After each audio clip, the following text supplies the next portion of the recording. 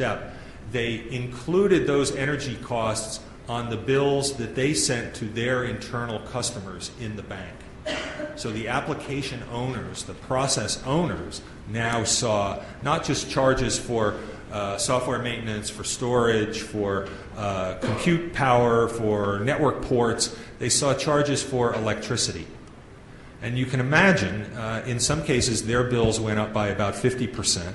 And all of a sudden, those application owners became very interested in energy efficiency. They went from being complete Luddites when it came to server virtualization, for example, sharing server resource, to embracing server virtualization as a wonderful means of reducing the hardware footprint and therefore the energy expense of their application and operations. So it's that kind of thinking, business thinking on the part of IT professionals that can really make a difference, that can really align. In that case, you had facilities, IT, and the business process owners all aligned, all looking at the same set of energy costs and all aligned about an incentive to reduce those energy costs. Now, let me talk a little bit about motivations that we see, why are organizations pursuing green initiatives and in particular green IT initiatives. And it really does, at the beginning of the day, come down to cost. So we ask, what are your organization's top 3 motivations for pursuing greener IT operations? And you see reducing energy-related expenses high and getting higher. Reducing other IT operating expenses, also the second most frequently cited result there. So it's really about cost savings first and last. Doing the right thing for the environment is in the mix, but green IT type solutions over the next several years. And the way I need to start that is by telling you and showing you our forecast for IT spending across the entire, this data is US, but we think the same principle applies to the world economy. So the dark blue line there is year-to-year growth in US GDP. And the light blue line is year-to-year growth or year-to-year change in business investment in IT products and services. And what you see in this data is that the IT industry is a little bit of a rubber band. When the GDP declines, IT falls off the cliff. We saw that very starkly in 2000, 2001, and we saw it again in 2008, 2009. So lower lows for the IT industry are a sad fact of life that those of us, all of us in the industry, have to deal with. The good news is we also have higher highs. As you can see at the far left of the chart there in 2000, and in the far right of the chart starting just about now.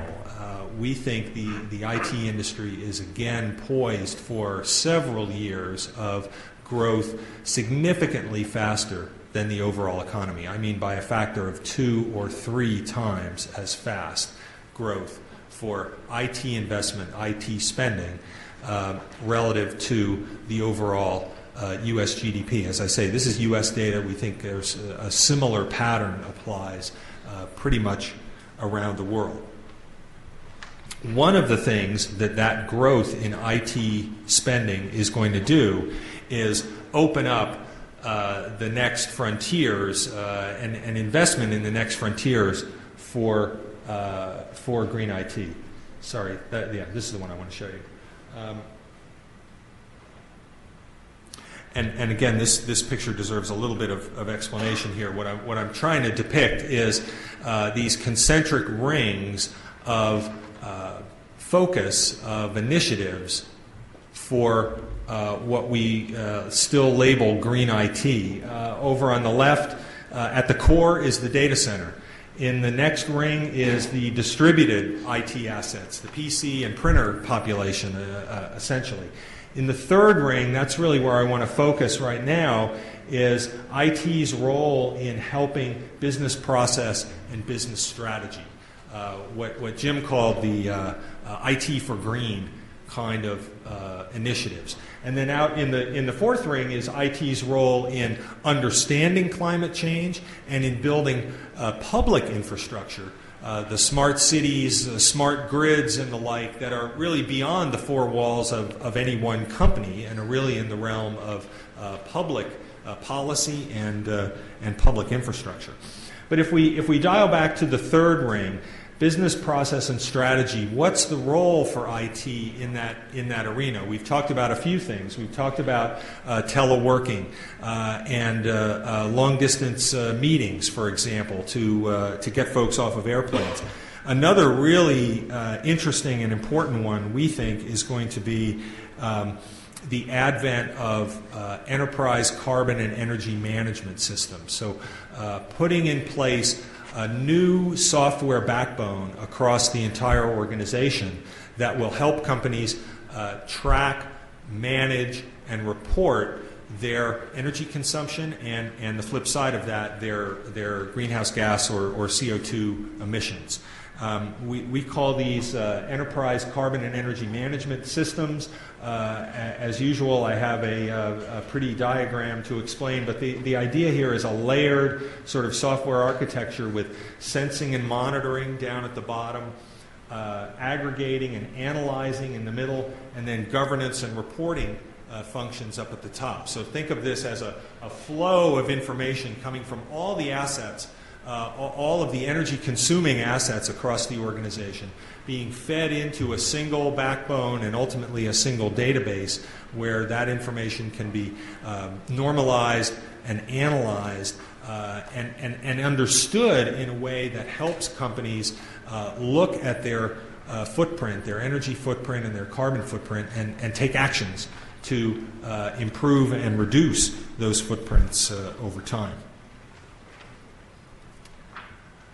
And there are, our survey estimates there are, well, about 10% of the respondents tell us they have these systems in place. I think that number is probably higher than the overall population out there so far. So these systems are just starting to get traction, but some early results that companies are showing. A leading retailer redefining its brand, Tesco in the UK, on the basis of dramatic carbon emission reductions that they are promising, and ultimately plan to be a zero carbon or so-called carbon neutral firm out in the future.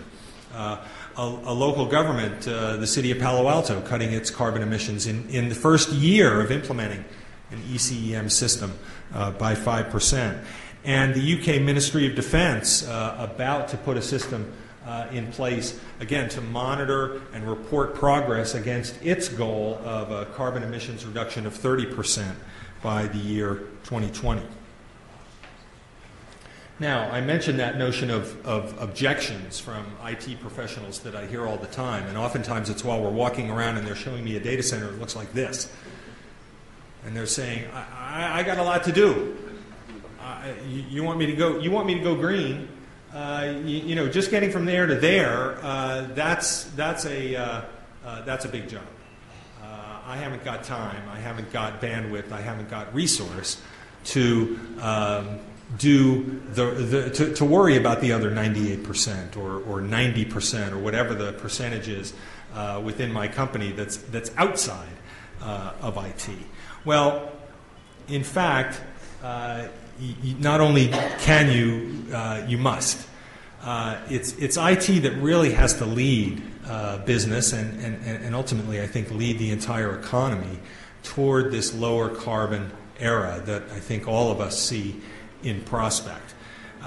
It's a matter of taking IT's organizational position, its analytical and data management expertise, and its network, the fact that IT assets touch every location, every organization, every employee across the company, and using that as a lever to improve the sustainability of other operations with things like collaboration and conferencing systems, with things like building and facilities management, the smart building picture that Jim showed us. Things like identifying and evaluating suppliers of alternative or renewable energy sources, and ultimately substituting IT infrastructure for other carbon-intensive processes, whether that's flying on airplanes, driving trucks more efficiently, and the like. I think there's actually an argument to be made that the 2% that IT consumes today of the world's energy consumption, that number should actually go up. Because as it goes up, other things, other more carbon-intensive processes, driving to the mall, flying to business meetings, and the like, will go down. So if IT is growing, I think there's a case to be made that says IT activities are substituting for other physical world activities that are much more carbon intensive than data processing is. Okay, so corporate sustainability and green IT are not a fad, not a fashion. They are here to stay, well past the point of no return, as we consistently see in data from our surveys. I've outlined 3 parallel initiatives that we think are critical to helping IT organizations not only green themselves, but get aligned with improving the sustainability posture and the business results of their firms. And we think it's critical, not just for the business, but even for the careers of IT leaders. We think this is an unparalleled opportunity for them to change their posture relative to the rest of the business and to really grab a hold of a crucial strategy initiative for their company. Sustainability is rising on the agenda of just about every company on the planet. Ownership of that element of the strategy agenda, we think, is kind of up for grabs. And IT professionals and IT organizations, we think, are in a terrific position to become catalysts and leaders for companies' overall sustainability initiatives. Okay, with that, let me thank you all very much. I appreciate, again, the chance to address this august meeting and to help kick off Green IT Summit. And now let me ask, are we going to take a couple of questions, yes. I hope? Yes. Or at least 2. You can take at least 2 questions. Okay, very good. Yes, please.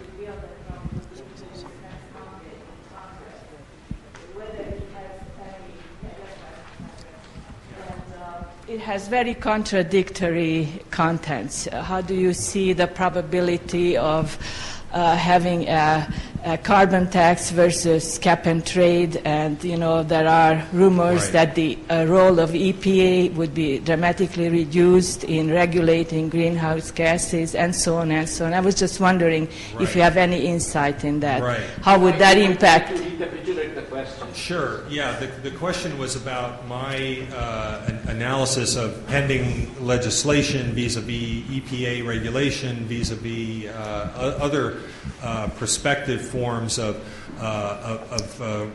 regulatory change going on that will affect